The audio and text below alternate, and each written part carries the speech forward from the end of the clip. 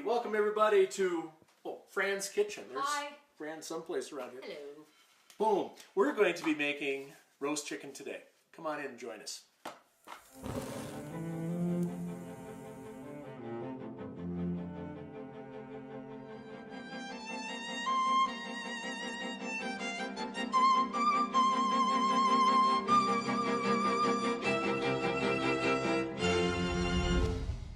So our assignment today was to show you how to roast a chicken, but naturally we don't agree on anything. So Literally. we don't agree on the best way to do that. So we're going to show you two different ways to roast a chicken. Yeah, Fran's way, and then the correct way.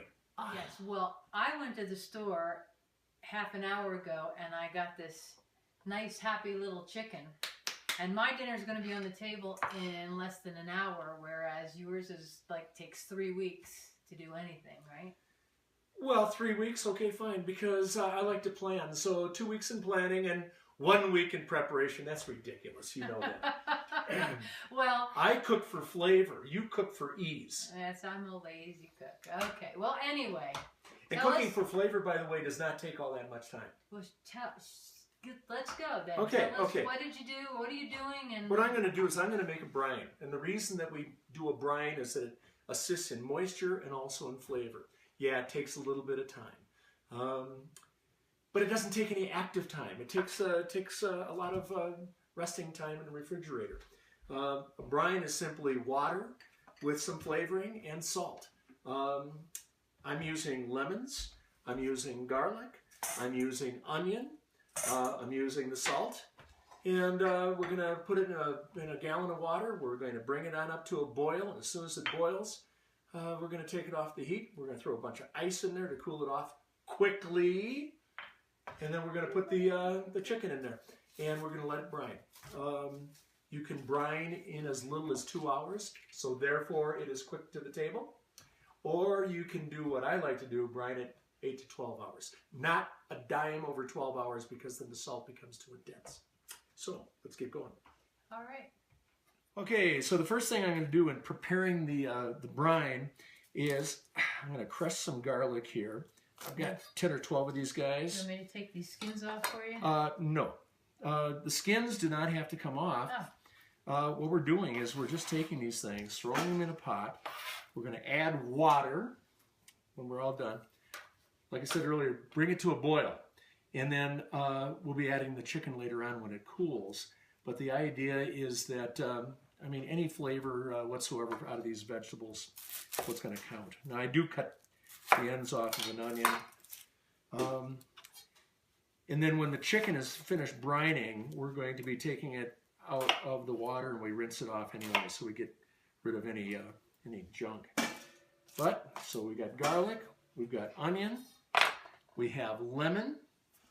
We're going to give it a good squeeze and then the whole thing goes in there. Doesn't matter about the seeds either. Boom. Boom.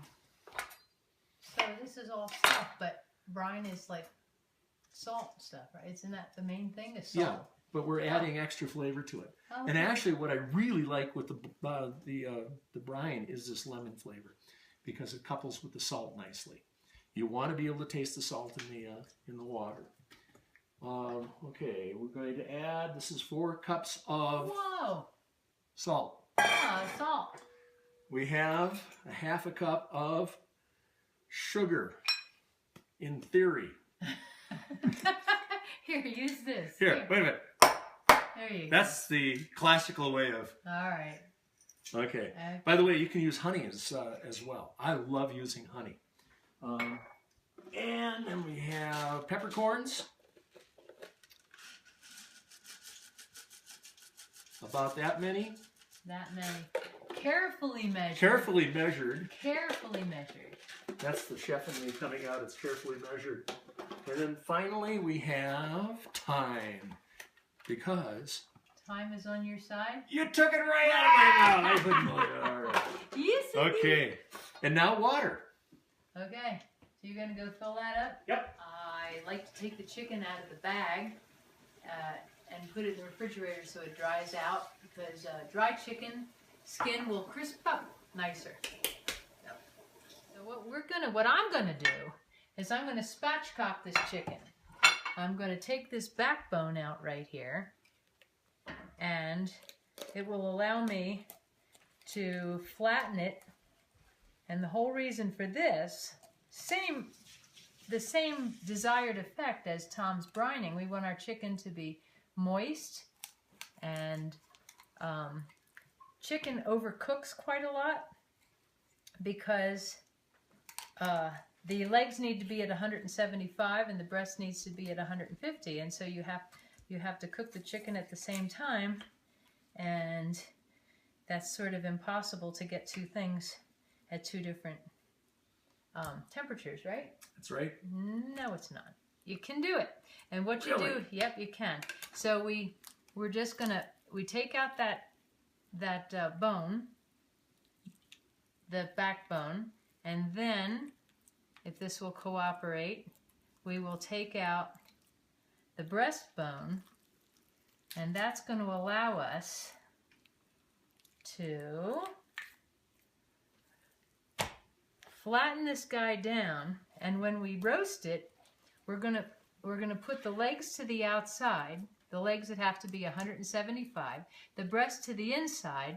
It's hotter on the outside. These guys are going to cook faster than this, and this is going to get to 175 before this gets to 150. And this will be nice and moist and tender, and they will be delicious. And then what do you do with all that stuff? You just throw it away? This? Yeah. We throw nothing away. This becomes... I bet this becomes a stock. You bet, right. There you go. Along with all that onion stuff that you... that I'll throw away? You didn't throw away. All right, so I have about 6 quarts of water in here. My goal is to have about 8 quarts of water, but I like doing kind of a concentrated brine when I cook it down because I need to cool it as quickly as possible, so I'll be adding ice and cold water, and that'll bring it up to the 8 quarts. I'm stirring it up, obviously, because I want the salt and the sugar to dissolve. All right, I think it's boiling now. Ah, it is. I can smell it. It's that thyme. It smells so good. I know it does. Give it a good stir. We're going to let this cook for about a minute, and then we're going to take it off of the heat, add the ice. Okay, so remember I said that we wanted about 8 quarts of water. This is about 6 quarts. And the reason I cook it with less water is that by adding ice, it assists in a more rapid cool, and it adds that extra 2 quarts of water. I may have to add a little bit of cold water on top. But this is basically what's going on. It'll take about an hour for it to cool down, and then you can add the chicken. All right, so we have our chicken spatchcocked, we have our brine made and cooling. And next time we're going to cook these birds off, so we'll see you then.